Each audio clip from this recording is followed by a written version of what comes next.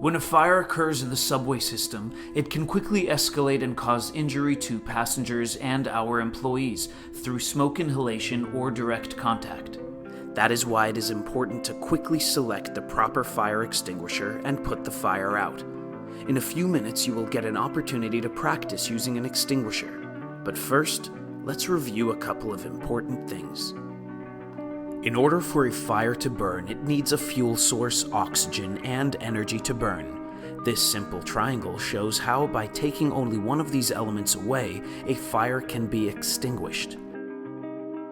Typical fires you may encounter are due to trash in the system, such as on the roadbed or station platforms. Other sources of fire can be caused by electrical-powered equipment like subway cars, switches, signal systems, and train shoe arcing on the third rail. Each one of these fires needs a specific type of fire extinguisher to put it out. Let's look at the fire classifications and the types of extinguishers we use at transit. The first type, and one of the most common types of fires, is a Class A. This fire involves the combustion of ordinary materials like wood, paper, cardboard, cloth, and other similar substances. A fire of this nature can be extinguished using a water-based or Class A fire extinguisher. A Class A fire extinguisher can only be used on Class A fires. The one you see here has an effective range of 30 to 40 feet and will fully discharge in 45 to 60 seconds. Each fire extinguisher must have a pin securing the squeeze lever with a plastic tie holding the pin in place. A gauge directly below the handle indicates the charge condition of the unit. A label on the tank portion will show you the correct ways to use the extinguisher and put out a fire.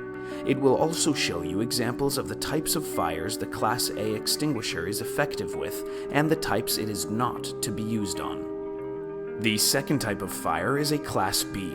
This type of fire involves combustible gases and liquids, such as gasoline, diesel fuel, ethanol, methanol, isopropanol, acetylene, or butane, and other similar substances. A fire of this nature can be extinguished using a CO2 or Class B fire extinguisher. A Class B fire extinguisher can only be used on Class B or C fires. The one you see here has an effective range of 3 to 8 feet and will fully discharge in 10 to 20 seconds. Typically, a Class B fire extinguisher will not have a gauge, but will have a unique horn nozzle. Like the previous fire extinguisher, it will have the same type pin and handle at the top of the cylinder and labeling system showing how to use it and what type of fires to use it on. The third type of fire we will cover in this video is a Class C. This type of fire involves energized or energy-active electrical equipment or electrical sources such as computers, fuse boxes, electrical outlets, electrical motors, wiring, and other similar equipment.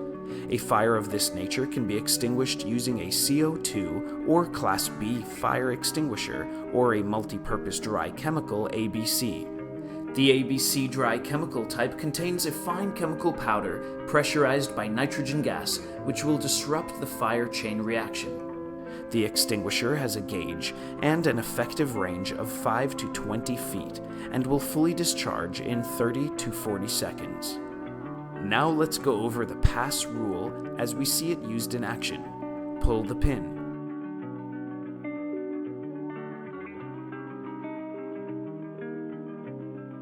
Aim at the base of the fire.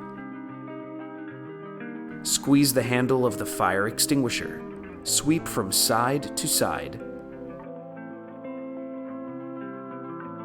When a fire occurs in the system, stay calm and use the skills you are about to practice to put out the fire.